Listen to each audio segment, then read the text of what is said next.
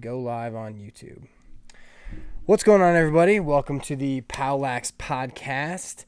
In today's episode, our sponsors are Pearl Lacrosse Balls. Now, if you're going to order balls, I highly recommend that you do not buy BS balls that are going to end up getting greasy in the matter of 2 weeks. I highly recommend buying Pearl balls, and if you do buy Pearl balls, not Pro balls, Pearl balls, P-E-A-R-L, get them from pearllacrosse.com and use code POWLAX. You'll get 10% off, and it'll kick back a little bit to the POWLAX channel, and you support me to create all the new cool videos that I'm making. Now, for today's introduction, I'm going to be overviewing the difference between the two set of balls that they offer. So first is the X. The X is made of a different polymer that usual balls are made of. They will not get greasy. They will stay nice and fresh. They also do custom ones that'll have your logo engraved. Now, if you do not want to pay the price tag of about $2 to $2.50 per ball, you can do one of two things. You can either order a bunch more and it'll drop the price, or you can get balls like this, which are their, I want to say it's LT, and see how they have the texture? See how it's got the nice texture on it? So that texture is going to allow it to stay non-greasy longer. It's not as good as the X's. The X's just maintain that feel the entire time. The LTs are good. They're cheaper, but they're not quite as nice as the X's. I get the X's all the time. I would never buy a different kind of ball now unless I was in a super huge pinch where I couldn't order them and wait 2 days. But Lee and Mike and the guys over there, they're absolutely awesome. Met them at the IMLCA convention. And yeah, so the only reason I even really do any of these sponsorship things is because I want to help them out and because I actively use their products. That's the only reason I would even ever really do it. So that being said, we're going to move on to my own little endorsement. So if you do not follow POWLAX on YouTube, make sure you follow POWLAX on YouTube. I outline a bunch of different sets and offensive coaching things. It's not really individual coaching things like first class lacrosse or shake school, things of that nature. It's more of a like team-based thing so that if you send these out to your team, you'll be able to hit the ground running a lot faster than you would if you have to coach it on the field and you have to teach them the concepts, you don't get as much play. And so that's why I created the Master Coach program, which is basically all of the, 3 man up videos, defensive, how they work videos. The understanding of your players is going to benefit them as they're playing, and that's why I created the videos. It'll help coach new coaches so that they can coach more efficiently and not have a struggle.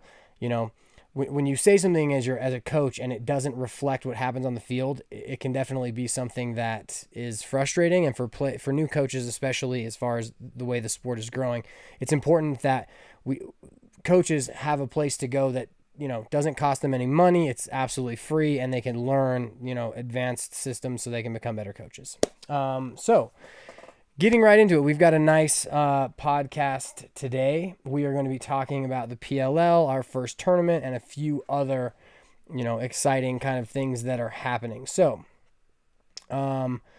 next is, if you are not watching on YouTube, at the end of this video, we're going to go over and we're going to do film. And as we do film, I'm going to be overviewing Scorebreak, which is a program created by a buddy of mine named Jordan Hendry, who went to Creek when I was at Smoky, and they always walloped us. But he created this program. It's essentially like Huddle, because everyone knows Huddle, but Scorebreak I feel is much better. I'm going to show you why, and we're going to do some.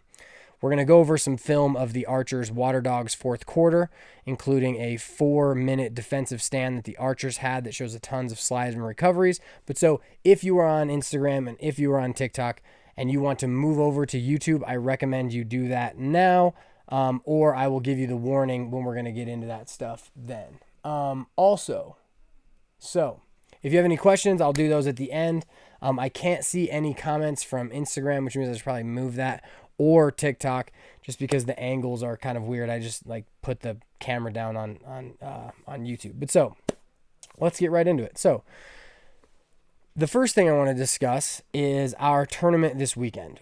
We went to the Mountain West Classic with our POWLAX high school team, and it was an awesome event. It was at Ponderosa High School, which is actually right across the street from my house. So that, The drive was minimal for me, so that was definitely nice. And there was only one high school division, and we had a wide range of teams that came. So the two best teams that came were, and the thing about the Mountain West Classic is that they allow 2020 players to play even though they've graduated already. And so despite the fact that they've graduated, the two teams that came were Golden and Evergreen, and those are two really good 4A teams in Colorado. They're teams that can compete at the 5A level. They're extremely good teams. And for our POWLAX team being a 2021 team with about, I'd say, 8 or 9 2021s, 8 or 9 2022s, probably less than that, like 7, and then some 2023s and 2024s, we had a wide variety of different players at each, with each group, essentially. And so when we played these teams that were essentially their entire 2020 spring group, their objective was to actually play. So Golden had won the 2019 state championship at 4A, extremely good team. They were getting to play as a team because the 2020 season got canceled, and it was great to see them out there and play, but they destroyed us. Same for the Evergreen team. They're another really good team. And even though it was a mismatched set of games that we played, it was definitely a good chance of getting out there and competing on multiple times throughout the day. The other thing that we have, the other teams that we had were a altitude stickness team that is from Grand Junction that comes over each summer. We always have very competitive games with them. And then a team from South Dakota who traveled all the way down to Colorado to play in our, in this tournament. And the South Dakota team was not very skilled. They had a couple players that could play with us, but they weren't competitive against us in the same way that we weren't competitive against Golden and Evergreen. And we had a couple goals here and there. They had a couple goals here and there, and it was something where it was just nice to get out and play, and there was a good amount of respect through it. I actually had the opportunity to get the film of our game with the Black Hills team from South Dakota to their coach, which was nice. And a cool thing is they ran this specific zone that I'd been waiting to play against for a while, and I got to run something that I learned from the Boston head coach, which is essentially two rotating circles on each side of the field where you throw across the top, then cut the middle and pass on the side. And I actually got some good film of us running it and being successful against the zone with this, so that'll become a video here shortly. But so it was great to get out and play. We were lucky enough to be playing on a field every game where we could get some elevation for some film, and maybe I'll throw in some video of us playing and go over some highlights and kind of why Scorebreak is awesome for that too. A couple weird things about the tournament was they said that the parents couldn't congregate. They did anyway. It's not like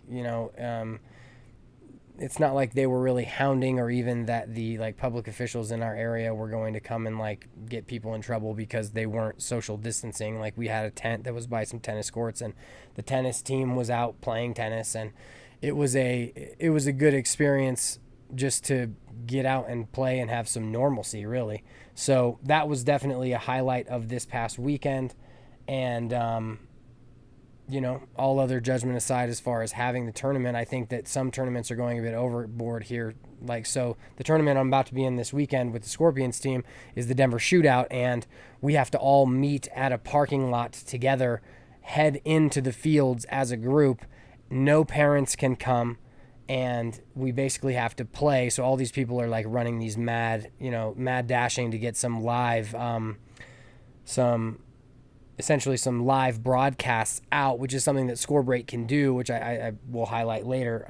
But it's interesting that the prescription for running a tournament is taking the no people on the sidelines approaches. I kind of understand the idea of not running a tournament like you usually would, considering the fact that there's a lot of, Vendor Village is a madhouse and everyone's touching everything and everyone's going in and out of everything. You wouldn't want to have food trucks either because the lines are, you're just kind of standing breathing over on each other. I understand why you wouldn't want to do that, but the idea of not having spectators seems a bit overboard. But if that's what the tournament directors have to do in order to have a tournament, I good, have the tournament. I'd way rather have a tournament than not have a tournament. So I'm excited to do that. Western Shootout, which is I think 2 weekends from now, is also doing something similar. And the crazy thing is that every single set of games will be a double header. So every team will only be at the fields for 2 hours, right? You go to the parking lot, you get on the field, you play your first game, you immediately move to another field, you play your second game. And I'm very excited to play on this Friday because I think we have a good group. I'm excited to see the teams that we play, and it's going to be fun to get to go do that. So with that said, that's kind of the stuff as far as the tournament. And now we are going to transition and talk about some PLL stuff. So first and foremost, just because I should probably address it, I'm not going to show any of the hits that this was and everything, but as I was watching the Chaos Chrome game on, I want to say Saturday evening, maybe it was Monday, I don't know, Matt Gaudette laughs like a banshee, like a scary, I was wondering as I was watching the game what that was, right? I was wondering what that noise was and who it was that was laughing like that. It was like a sinister, it was insane, his laugh. But so then what you realize is that he is talking all kinds of he's chirping at Reardon bad, right? Like saying that he sucks. Ryan Boyle even went into his headset so and he was mic'd up, right? So Ryan Boyle even is talking to him in his headset, and he's like, you're just going to be chirping at Blaze. And he's like, yeah, well, Blaze really sucks. And, Blaze Reardon is an unbelievable goalie and field player as far as playing the field in box and whatnot. And he's just chirping back and forth, and the Chrome were down by 4. They ended up coming back and winning. And the big story of this game was Matt Gaudette's chirping of Blaze Reardon. And after one of the goals, he's yelling at Blaze. He's like, take yourself out, you suck, and all of this stuff. And on Facebook, it created this whole thing. So I'm just kind of going to share my thoughts on it. As a coach, and as someone who wants to increase the visibility of the sport, all press is good press. I like the fact that he was chirping. I think that it makes it kind of exciting, because I think that it makes people talk a little bit more about the game and about the fact that there's professional lacrosse on. I think more professional lacrosse is better, and I think that's just what it is. As a coach of young kids, I think that you cannot display the sport in a way where people are going to think that everyone is chirping. But if you think about any professional sport, they're chirping all the time. Every single competitive bout between a wide receiver and a cornerback is going to have that chirp going back and forth the whole game. And to act like that is a, awful thing, I think is kind of overboard. The other thing about it is that Gaudette is a Canadian who has played within circles with Blaze for, a long time. Like, he came up through, I'm not actually sure exactly which system he came up through in Canada, but he played for Yale. Unbelievable player. But the idea that that's not an aspect of the game at every level is kind of lying. And the key in a fatherly coach, if that's your experience, if you're a father or you're a coach and you have to make sure that, sportsmanship is a huge thing. I was never a big chirper, but people were at me, and, I guess to each their own in that sense. But if you are in that father or coach position, I think it's a really good experience it's a good example of what may come to a player and how to act within a situation, right? You want to make sure that they understand that it's not acceptable to do that at the high school or youth levels, and that if they're ever caught doing it, you have the example of, hey, I told you if you said things like this, you would never play for us again, and you can actively do that. Like, there have been players on my teams who have said things that got them banned from our teams, right? Like, I have no problem telling someone, because you said this, this, and this, you will never play for me again, ever. I have no problem saying that, and I think that it's a good thing to have that boundary. Now, are kids going to test the boundary? Yes, they're going to test the boundary, right? I've got one really big boundary, and it has to do with, racial slurs. If someone uses that towards another person on the field, they will never play for me again, ever. It doesn't matter if it was in jest. It's a simple rule, and it's, sorry, if you didn't know, you should have known, because that's basic, being okay in society, right? So one of the reasons why is because when I worked at Ridgeview and I was coaching the lacrosse program there, and if you don't understand Ridgeview is a youth detention center, and we played lacrosse. If you ever seen, what's the movie with The Rock? It's based on, basically it's the football movie where he's coaching in a youth corrections facility or whatnot. I'm not sure exactly what it was. I could look it up. Hold on, I'll look it up.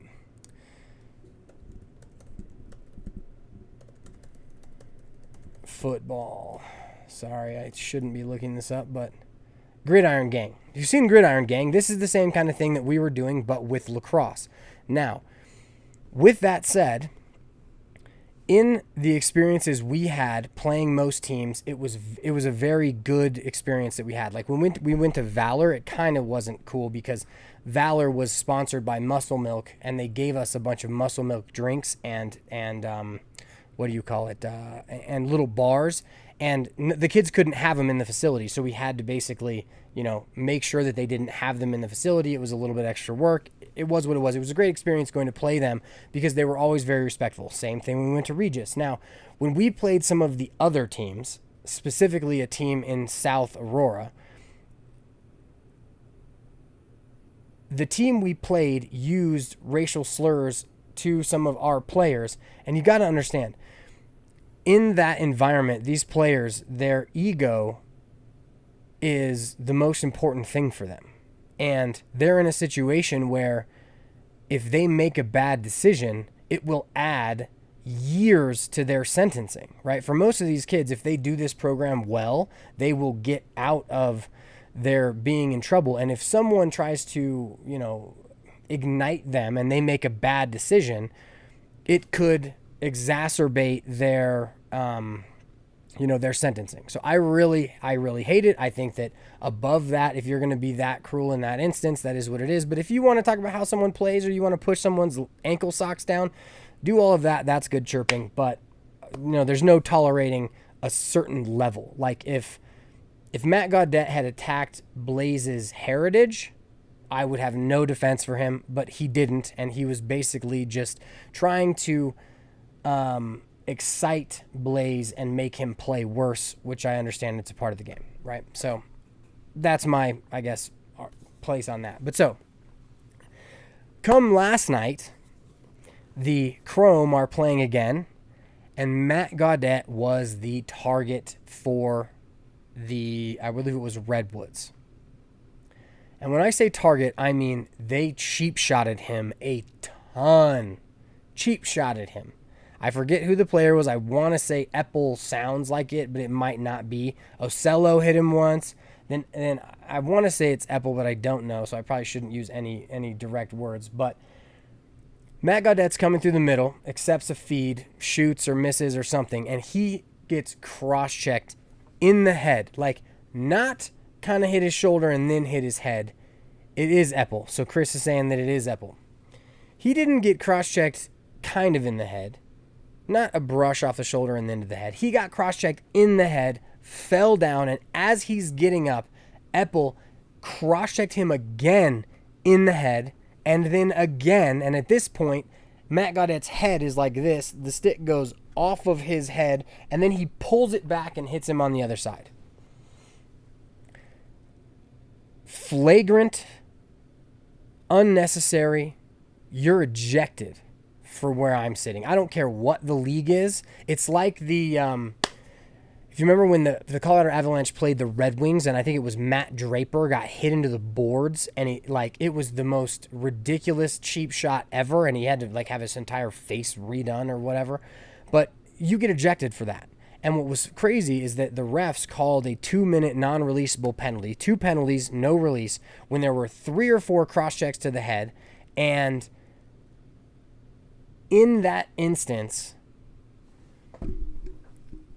there's no question about the ejection. But as you watched the as you watched the broadcast on Gold, they don't have commercials, right? So when play stops, oftentimes they'll either practice run certain things, like, so say they did an interview with Kyle Harrison, and they'll show the interview with Kyle Harrison behind the scenes as they're actually filming it, and then they'll have the real broadcast where they'll then bring in the interview that they had previously, right? But so what you see is the ref talking to the trainers about, hey man, my hands are tied. That's what they told us it should be. And you realize that the league is probably saying you can't eject them for this, that, and the other thing. We want it to be exciting. We want it to conjure up these emotions that make you want to watch, which, by the way, watching the PLL this season, in this short little season, and just the Archers, and because I was an Archers fan right when they came out with the names, because I loved the idea of Archers, and then they got my favorite collegiate player, which was Grant Ament.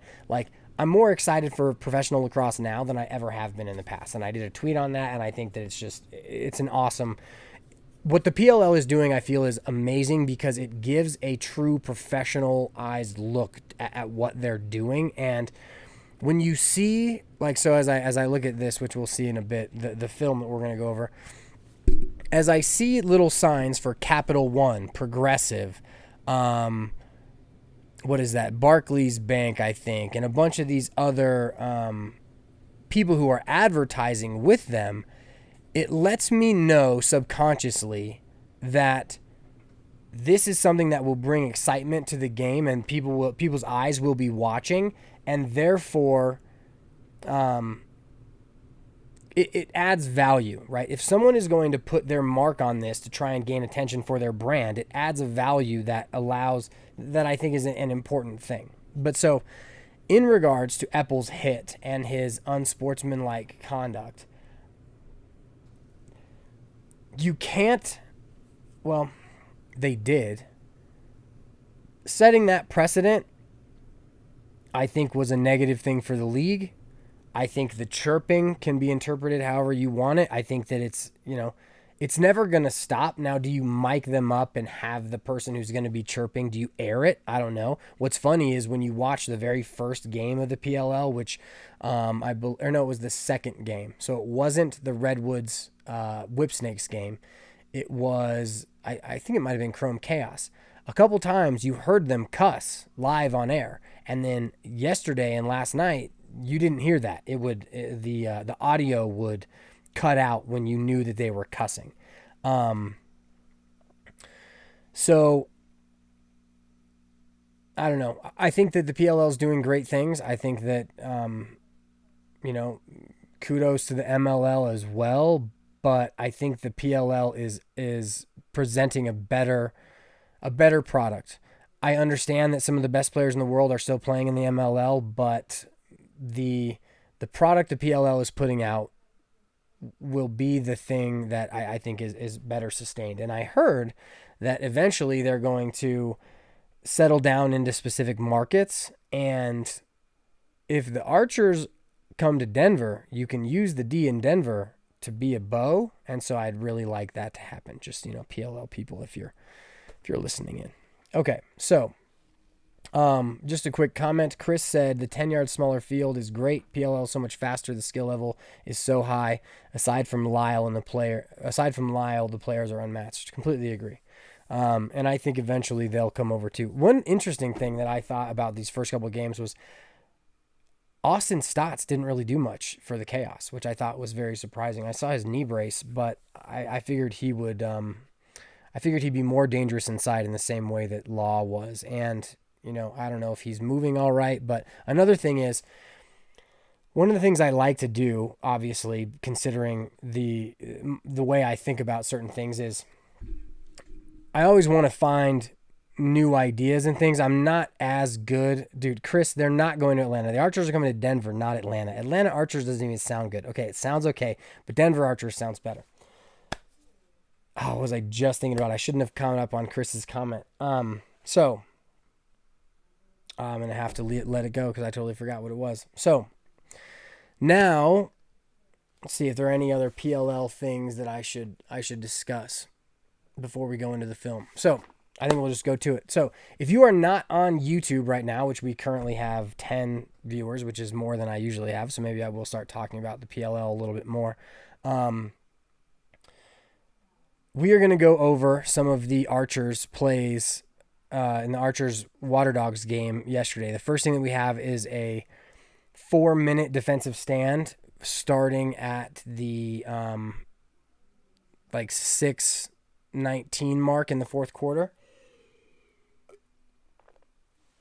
So if you're not on YouTube, please go to YouTube, because as I discuss things, I will be outlining things on film, right? And so, if the PLL wants to take this YouTube stream, I'm fully okay with that. That's totally fine with me. I have no issues with them taking the monetization of the 7 cents it'll make them for the ads that'll be on it. But so it's valuable to actually utilize these. So we're going to switch over to this view. Now, in addition to this being film of the Archers, I want to kind of display the Scorebreak, the Scorebreak platform.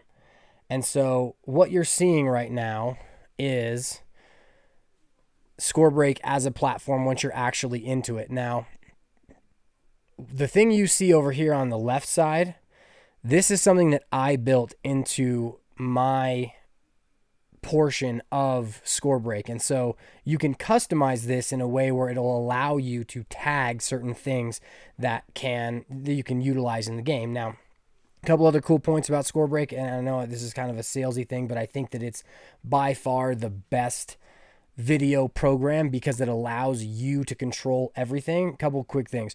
You can live record and stream down to iPads on the field so that after a play happens, about 10 seconds later, you can see the play develop and have coaching points for your players. Now, I'm not sure about exactly what that costs, but I know that I want to say it's like $800 a season for the package that we got for Cherokee Trail. And within that package, it's just something that if you can have that live element, it can really help your coaching, because a lot of times when I'm coaching, I will think something happened, but then when I watch film again, I realize that it was definitely someone else. Once again, if you have any questions or comments, leave them in there and I will address them at the end. And now we're going to we're going to get going. So here we go. Let's set the stage. So the first aspect of this is that we are now at, once that Redwoods Atlas thing moves, I'll know exact time. I want to say it's like 6 minutes, 40 seconds in the fourth quarter. And so we are going to discuss the Archers defense. So as they're playing, we have a nice little pick here. We get a very good kind of like just show into space by this player here, right? So as he comes off, it's going to be a relatively easy switch. Okay. The other thing is in this moment, the slip, I feel, should have come this way instead of up, but that's something else to say. Another thing in terms of this is the Water Dogs not having a full year of experience under their belt is really going to hurt them in terms of having 3 practices and then all of these games. I don't think it's going to be something that is, if they had a full year, I feel like they'd have a much better chance, and maybe they'll do really well in the actual championship series, but we'll kind of see. Okay, so now let's say I want to talk through a switch, right? So that was a decent switch. I'm going to click switch, boom, and now when I go through to my thing again, I will have this switch accessible, ready to go, ready to show my guys. right? So nice little switch, get a nice little sweep here, throwback, good shot, not a bad play. Let's see where he came from real quick. So just a nice little pop off the crease because the crease showed a little bit. Good little shot. We're going to have to go a little bit quicker through these because the defense here, just the 4-minute possession was pretty ridiculous. Notice how all poles have their sticks out. Drives me nuts that my players still don't do this. Decent little pick behind, another easy switch. Good little slip to the cage. Now we've got our one-on-one. Really good defense here. Okay, so this is what Committed Combo, I want to say Coach Pugh was saying yesterday, is that Ryan Boyle pointed out a bunch of free doubles. So this is what a free double is. Let's go up here. Let's find free double. Where are you? That's defensive on ball, defensive off ball, free double. Boom. So now as he's dodging, because his player, and by his player, I mean his teammate here on the wing, or up top. Oh, I can't drag that way. So as the dodge is coming up the hash, right, he's about to turn the corner. And because the Water Dogs player in this area of the field doesn't, what I would do is just fade, step right in behind his defenseman for a 2-pointer. Because he's not there, he allows this double team to happen because he's not moving, right? And so that is one of the things that Coach from Committed Combine said, I think it was this morning. Okay, so off of an end line, we have another nice, I think we're going to get another dodge here. I haven't gone over this yet. I just remember watching it in person. Good little question mark. Another, just continuing our possession. One thing that's really surprised me about the PLL is how well the defenseman can handle one-on-one against some of the best players in the world. Like it's definitely, the defense needs, okay, so there we go. We got a nice slide and recover here. So the defense does a really good job. So we're going to need a dodge from the 2, which is top center. Nice little roll back. I really love the rolls back and forth up top just because you're top center in front of the goal. It really works. Now we've got a crease, follow, or mirror behind, and we get this nice slide and recovery. Now the communication of this slide and recover is really well done. You can tell that right as he slides, like he's already recovering. That communication factor is absolutely huge when you think about defense from a high school perspective. If the players can communicate through that, that's a huge thing. One drill we use to do that is the Salisbury call drill. It's totally outlined. It's a very nice, easy way to do that. So now if I'm using my Scorebreak program, I'm going to come up to defense and I'm going to go to my, I want to say it would be a crease, slide, and recover. I'm not exactly sure where. There we go, slide and recover. Boom. So now as I watch through it, you see the slide and recover, and take it out. Boom. Now, that was a nice playthrough. Let's go over some of the offensive points. Dodge goes, pop goes behind. Notice that this player, as the dodge moves away from him, comes inside so that he can easily rotate up and over if the ball is thrown back. The dodger steps away and now re-dodges. And as he's playing the shorty, notice that the recovering player here already had time to get back in. We get the throwback. The player I mentioned earlier rotates up to him. We get one more pass, and now we get another one-on-one against the original on-ball defenseman who defended the original dodge. So let's watch this guy as we come back through, right? So he was the original on-ball defender.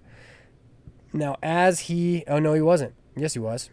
Yep, and now as he recovers, he is now the one-on-one again. And now we get a nice little pass inside because they are going to slide again. Now this is where having a 2 here is necessary. They slide.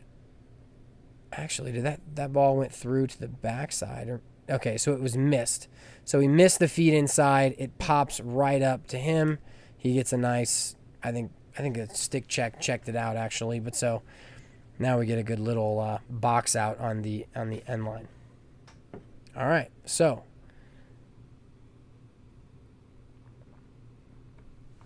now we got a nice little invert. Roll back, got to fix your arm pads, look pretty.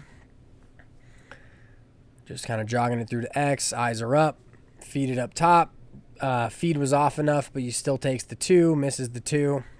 Now, in the later portions of this set, you're going to see the water dogs stop moving quite a bit, and it's going to show you how easy it is for the archers to slide and recover. So, nice little 2-man game behind, just to set it up. The reason why a lot of collegiate teams don't use this area of the field to set their picks and to utilize it in the same way as it would up top in terms of, what would you call it, hang-up game 2-mans, which Monroe has outlined in a way I've never seen before, which if you get a chance to watch that webinar, definitely do. The ability to use the crease to come under these makes it not the best way of using picks behind. Like, you're going to want to use razor picks, which is essentially running east to west across the back of the goal to set picks. But watch how easily he just gets through here. It's way too easy if you're setting picks right at X. And so instead, you're going to want to use this area here where you can turn up field and turn up field there to set your picks, not directly behind the goal, right? If you're coming really hard on a razor pick, behind the goal can work, but it's not the best way to do it. Okay, so now we get this nice view behind, and this is something that I absolutely love. Okay. Watch how early this player slides. He's not going to sit back and let them just distribute from X. It's way too dangerous to distribute from X. Now, as he just slides out, now we've got a pull on the ball, and it's and you get the ball out of that position. Now, he didn't communicate the recovery well. I think he kind of just showed and went back. But the fact that he kind of knew that he had these players kind of defended inside, I think this might have been a decent look. But the fact that he just goes to get it out of that area, I thought was a great job. Pass up top, shot goes off. And so right here, I think he's closest. They don't give him the ball. I think the archers were closest here, and this is a really heads-up play by having the attackman run it out. Earlier in this game, there was a play where the box released and a shot hit pipe and went out on the sideline, and they did the right call by going there. But so as this ball went out of bounds, this ref is the one who has to make this call. You know, he might not be. So let's see. This is a 10 yards from this point to here, and then it's 10 yards to here. I don't know. Maybe he was closest. I think he might have been closer. But in the moment, I thought that this attackman was definitely closer. All right. So good call. Good call. Maybe. We'll give the ref credit. Their job is hard enough. All right. Ball comes back in. Top right. Or the 3 spot is what I call that. Pass to the wing on the 6. Getting a little wing dodge. Nope. Kind of a fake dodge. Now we're dodging from the 2. Get another pick. Now, okay. This drives me nuts.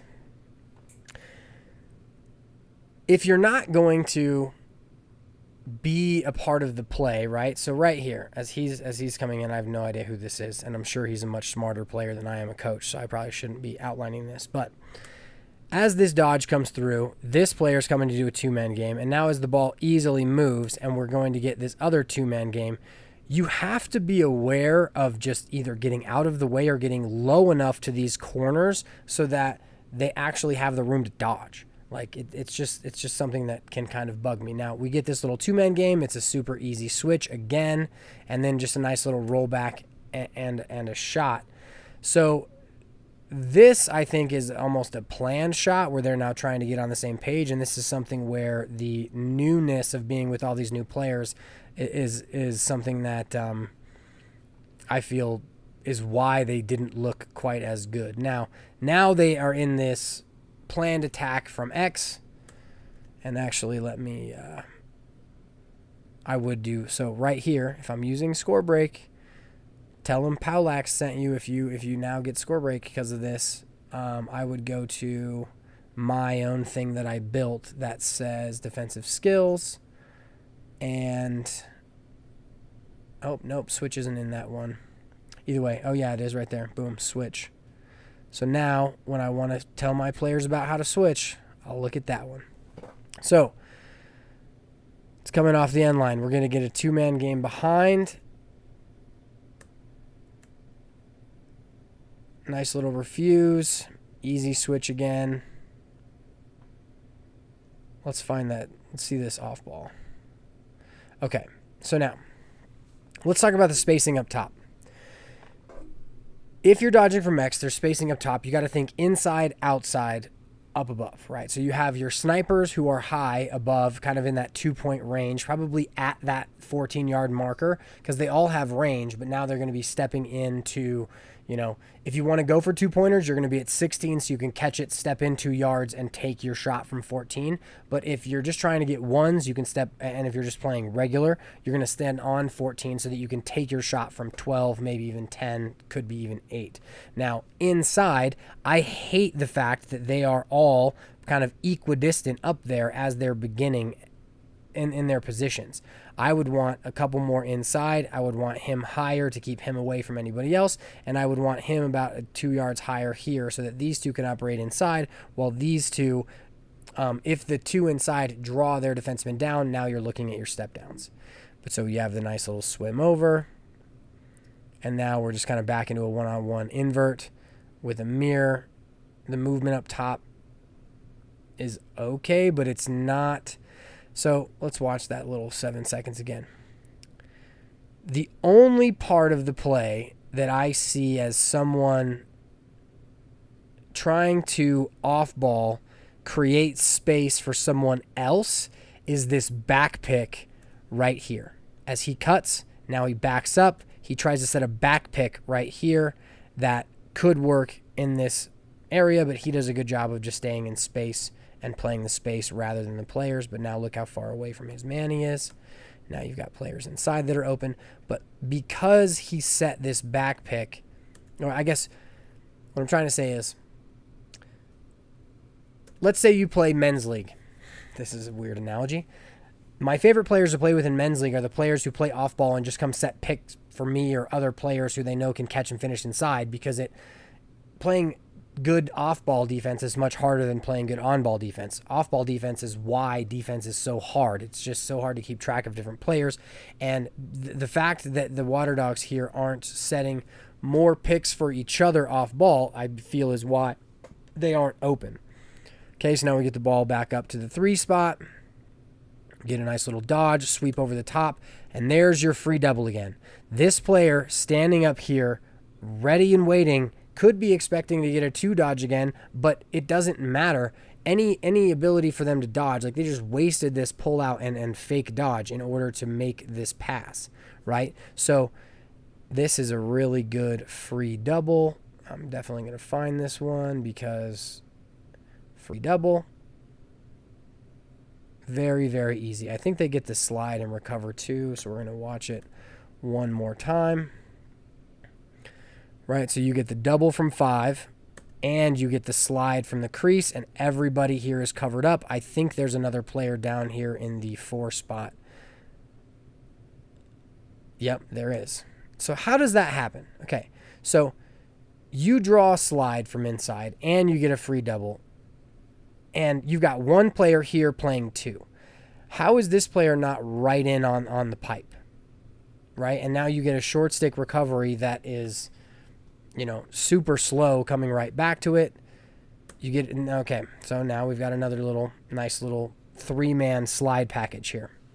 So ball goes up top, nice little split to the left. Now, in this event, he's kind of in a pick position, and you're going to get this switch. Now, because of this player moving back away, you're not actually going to switch and have the original on-ball player come to play this player. Instead, and I guess because the crease player's defenseman looks like he's going to come up to pick the player that switched, but it doesn't work very well. Now as they throw back, it leaves the second picking player available to move upfield to this player in the 2. Easy slide recovery, no benefit drawn, and that's just extremely good communication and defense on the defensive end. And so let's just kind of outline this again before we go. So Dodger's going to come through. He's going to split to his left. They're going to run, what did someone called it? Someone was talking to me earlier, and they called it like I don't know, it was a French pick or a Spanish pick. I think that's what it was. And a Spanish pick is a pick on the player who switches in a pick, right? So this player is going to switch. This player is going to recover to the middle, actually. He'll actually recover back to this player. And then this, as the second pick comes to pick the switching player, this player is going to, I think, come back through to the original picker, right? So you have the split, the slide, the throwback, and then we're going to recover to it from the crease. So the original on-bottle player is going to recover inside, and then the second pick's defenseman is going to rotate up. This is why I make videos and I don't talk through this and do these live things very much, because I can articulate that and then break it all down a lot smoother if I can actually take the time to do it. But so I thought that was a very good defensive stand. Okay, so now you're getting into 17 seconds left in the shot clock. Little wing dodge action to just a feed, and now because the archers were sliding so quickly, that's why he took this. Right, and so is this a shorty on the wing? So you're going to early slide to the shorty, feed inside, easy 2. What I really like about this slide and the 2 here is that the reason he goes is because his man is at X, right? So he thinks he's going to X, and because his man is at X, even if the ball is thrown here instead of here, now these players are going to have more time to rotate down than they would to get to him, simply because he can't score from behind the goal. So nice little check inside, brown ball. Now we are throwing back to the keeper. I want to say they turn it over again, but I'm not sure. I want to say that was the whole 6 minutes, which in that whole thing, like, you've got a ton. Yeah, that was the whole 6 minutes. So in that whole 6 minutes, we had a switch that we liked. We had a free double that we liked. We had a nice little slide and recover here. Ooh, slide, recover, bump him back through. Look at him. Look at him right here. Look at this point through to where he needs to go. That is excellent communication. That is excellent work right there. Nice little throwback to 2. Okay. That should have been a goal. Ooh, that would have been a big, big game changer right there. I didn't really go through I didn't tag anything in there. Now we've got another nice little switch. Another free double. Another job pointing. So that, I love that. Watch him point this player through. So simple. So easy. I mean, it's actually really, really difficult. Another great slide and recovery. Should probably tag that one up. That's a really good one. So back when I was at Vista, we had a play called Power 1. Power 1, let's see if I'll just, let me think. So basically, Power 1 was a play where you had 2 players up top, you had a player on the crease. One of the players up top would come and pick for the other player up top, kind of on the edge, and if the player sweeped and used the pick, the crease player would step up to pick the switch. Now, if he didn't do that, the player on the crease would float to the opposite side, because since you took the adjacent defenseman and used him in the original pick, if you go down the alley, you now have no one guarding the skip pass through the float, which was, a really, really nice play. So that, I believe, was the defensive stand, and now we're going to keep watching this, because you're going to see how the fact that they were able to play defense so well allowed them to then come back and score to go up 1, right? Now, carrying over, I like goalies that'll do that. Nice throw to the box coming out. I love the pushing in transition. I love the running all the way to X, especially with the shorty, because now you can kind of relax. You can look up field.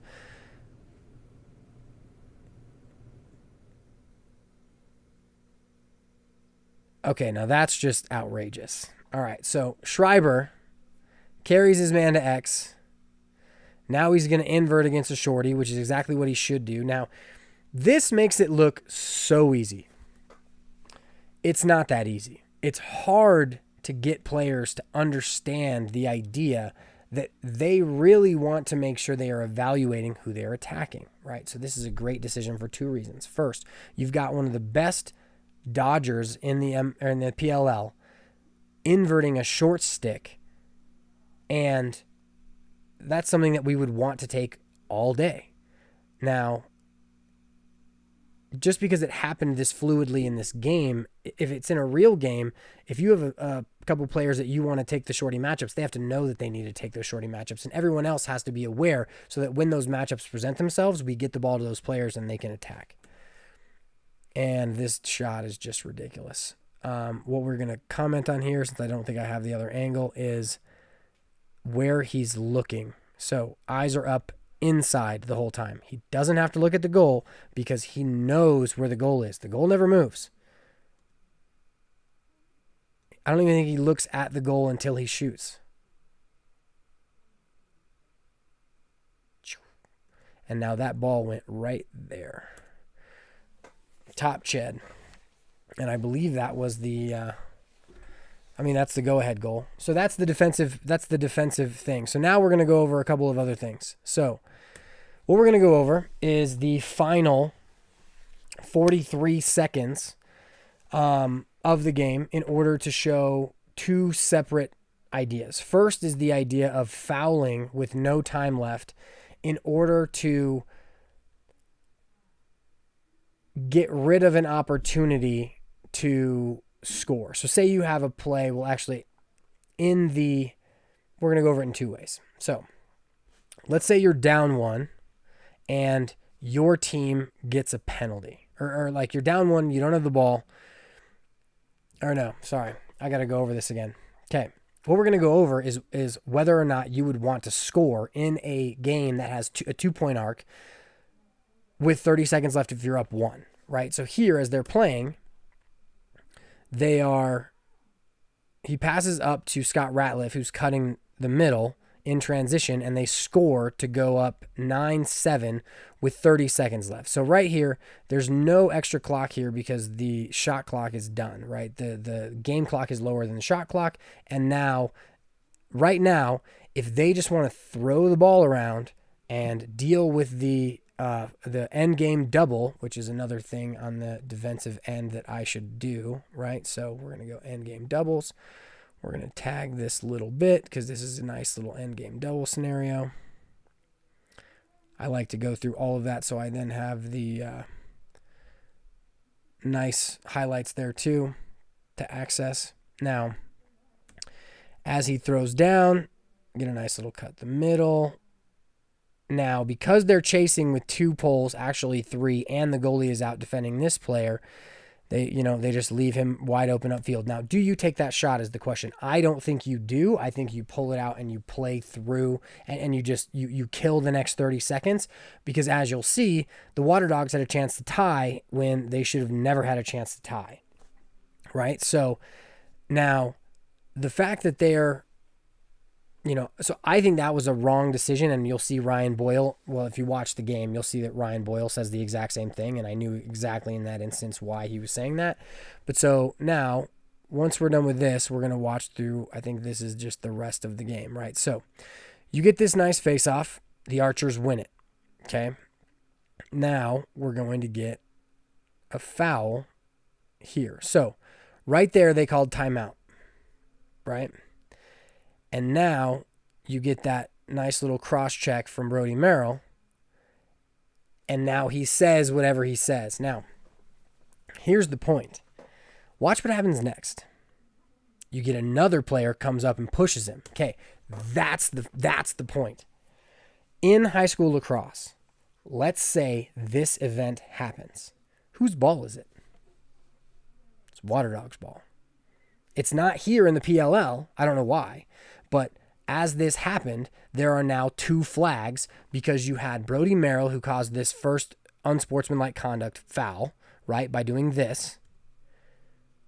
Now, is he smart for doing that? In this part of the game, everything's done, right? He's if you're going to be in a competitive nature where you really want to win the game, that's actually not the worst decision to do. Now, this isn't something I would ever teach my players, but as he does it, he gets this retaliation. Now, because he fouled last, the ball turns over to the Water Dogs in high school lacrosse, I think, and college lacrosse, but not in the PLL, right? So the second foul, essentially, if you have 2 fouls, whoever fouled last does not get the ball. And that's, I think, a huge thing where would you do that in a game? Would you try to make someone retaliate in a game in order to get the ball even? Now, if you don't get that call and no one retaliates, now you're just down a man, but with 20 seconds left, down 2, you really don't have any other choice. And there's no way you can do anything. Like there's no way you can pull the goalie, cover up everyone, and win the one-on-one at the professional level. So I just thought that was an interesting thing. Now we've got one more part to take, and so you're kind of going to see what is crazy about this is now, with 7 seconds left, the Water Dogs got the ball back because they doubled the ball. I should actually probably pull that for the free double too. Basically what they did was they ran... let's see if I can just find it. I'm going to have to find it here. Let's see. Just give me 1 second. Oh, I'm in. Oh, yeah, no, I got to pull this over. Come on. There it goes.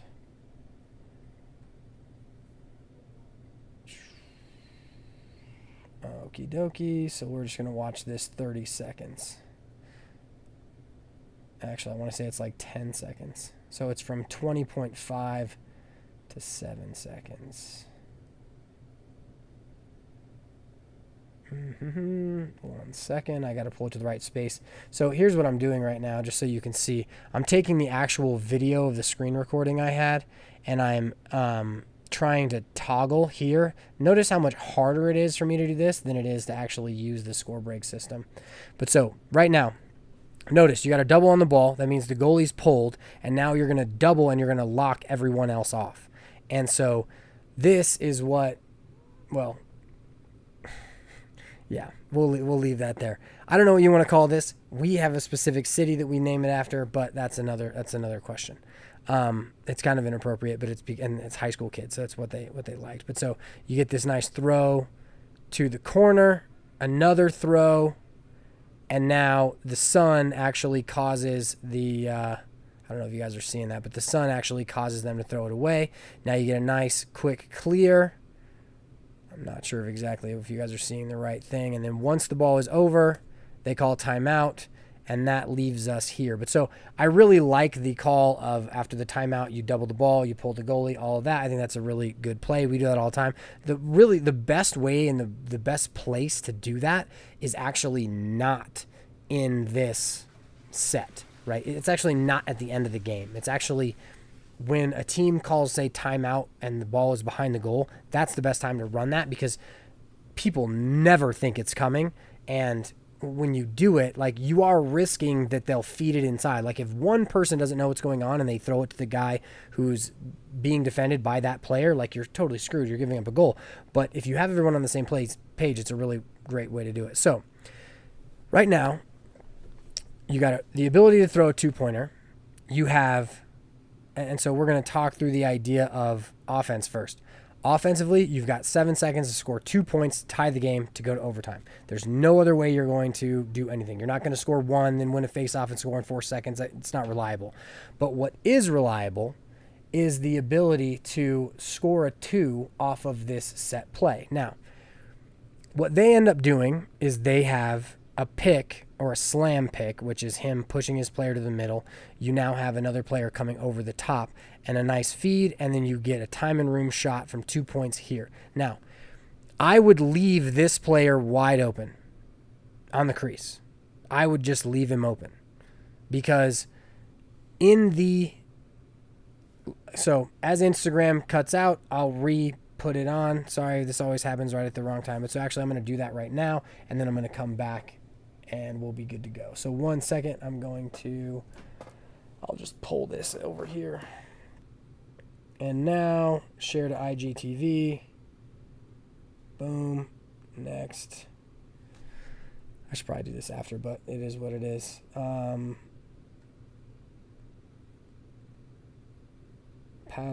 podcast, July 29th. And then I can just go in and do that later. Cool. So now, going to cut that out. Sorry, I swear this will be a good thing once I finish this up and get this back to live. I'm actually going to leave it because I think most people are on YouTube anyway. So, boom. Boom. All right. Now we're back on Instagram. And for those of you who are just joining us, we're going to be going over the ending play for the Water Dogs Archers game. There's 7.4 seconds left. Water Dogs have the ball in the 1 spot. They are down 2, and they're going to have to go for 2. Now, we already discussed the offensive idea, and the offensive idea is you have to go for 2 because if you score for 2, you end up going to overtime. It's the best thing to do. And what they end up doing is they have a player in the 2 spot, 3 spot, 6 spot, 5 spot, and I assume the 4 spot down here. So they're essentially in a 3-3. And what they have is the 2 players going to pick his own man into the middle.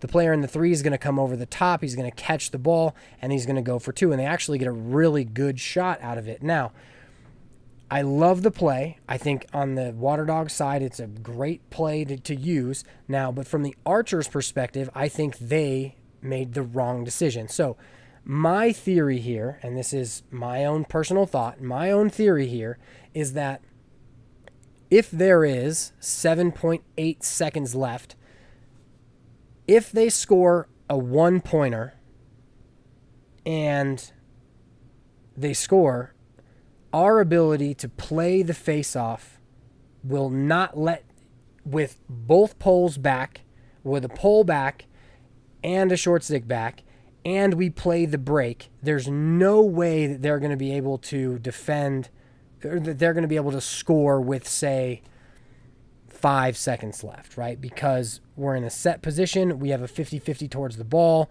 Stephen Kelly's been winning the game. So because of that, I would not defend the player on the crease. I would put all of my defensemen around the arc, probably a little bit outside of the arc. I'd say about 2 yards outside of the arc, in a zone where it would go, defenseman, defenseman, defenseman, defenseman, defenseman, defenseman, defenseman. That's what I would do. Shorties on the wings, because the wings are easier for our goalie to save. And now, once the whistle blows, if there's a player inside who can catch and shoot for 1, good. Now we're not going to give up a goal off of a face with 5 seconds left, right? But so, as you watch what happens, now, could this totally backfire? Of course, but I think it actually would work. So now, as you roll the tape, this player gets caught up trying to play his man. The pick works really, really well. You get a nice little feed over the top, and now you get a nice little step down that misses high by about 6 inches. Now, the fact that this even happened throws me for a loop, because they're going to try and shoot for 2 from the top of the field, because that's where you would try to shoot for 2. If this player is in a zone and not worrying about it, and they just switch this, now you have a pole with his stick in the, I also wouldn't play the ball carrier here, right? I would zone up the 2-point line. And that way, that's just, I guess, kind of what I would do. So, so I think that culminates the Archer stuff. Let's see where we go back to. Okay, so we go back to the beginning of the 4 minute defensive stand. But so that's how I would defend that with 5 seconds left, because they did call a timeout. Should have been relatively easy, but it was a great win for the Archers. They did really well, and not to say nothing that I say is meant to be any type of I know better than you, because I definitely don't. But that's how my brain would think about it, and the odds of me in a game like this with 2-pointers, say we're playing in the Boomtown Classic, which has 2-pointers, if I was in that scenario, that would be what my brain would tell me to do, and our players would probably screw it up, because I'd try to explain it to them in a way where they didn't understand, and then we'd screw it up. But that's coaching. But so, let's see. That is the end of the things that I had on tap for the day, I think. Let me pull up my tweet and just make sure that was everything.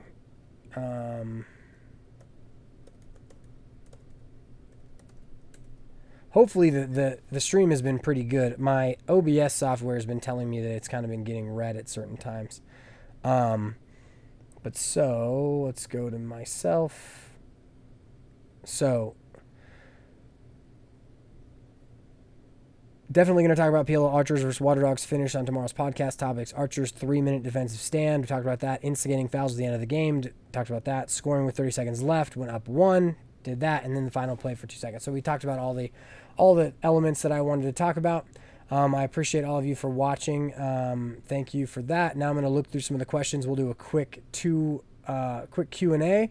So if you have any questions, shoot them over to me. I'll be able to look through. I actually can't look through the Instagram ones that were from earlier because they are not there, but no one's watching on Instagram anyway, so that works for me. So now we're just going to pull up TikTok and we'll go over a couple of questions. And I'm going to pull this back to the facial view. Boom. Perfect. So, and I just shut TikTok, so maybe that will all be gone anyway. Okay, so now, kid said I play lacrosse, but I'm not too good. That does not matter at all.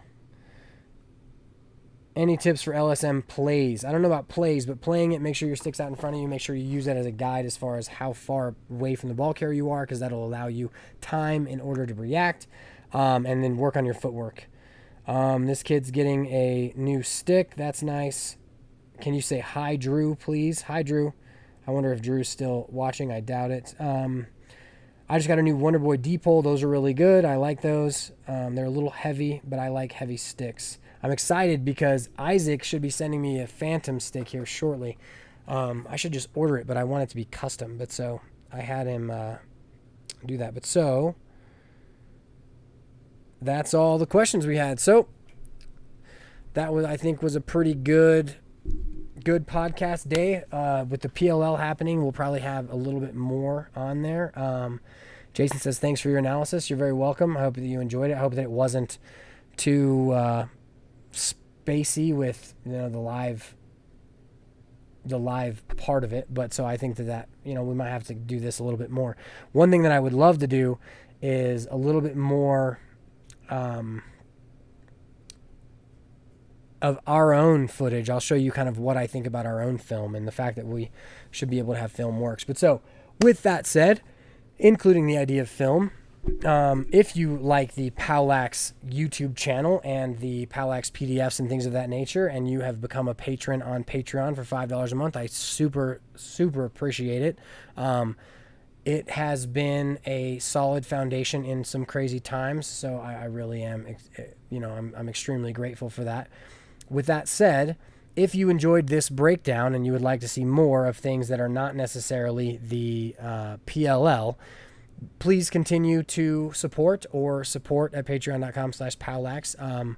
We were up to almost 500 patrons at the at the start of the spring, and now we're trickling down to like 380, which I fully understand. Like, you want to be using what you're paying for, and for the 380 people who are continuing to support what I do as I'm building the man down defense PDF, which has gotten a ton of great work done. We're actually, I think I'm on the 7th page, which is like the individual play. Like, we've outlined all of the basic man down defenses so far, and now we're just, going to continue to work on that. But so for the people who have continued to support, definitely thank you. For anyone who supported and then dropped off because you're not in season, thank you to you too. That's what I would probably do. But if you want to see more of those, please become a patron. I would love to get a iPod so I can film all of our games and do more direct video stuff like this. So definitely, thanks for your support. If you decide you would like film for your players, I highly recommend using Scorebreak. It is an unbelievable program. I think you kind of saw how well that all worked. And so just to kind of like pull that all together, I'm just going to do a little Scorebreak pitch really quick. So let's say I have my Scorebreak here that you guys can see. So what I'm going to do now is I'm going to go to the box score, or I'm going to go to clips, right? And so within clips, I have this switch. And now as I click switch, it is automatically showing me the switch. Now here's the next switch,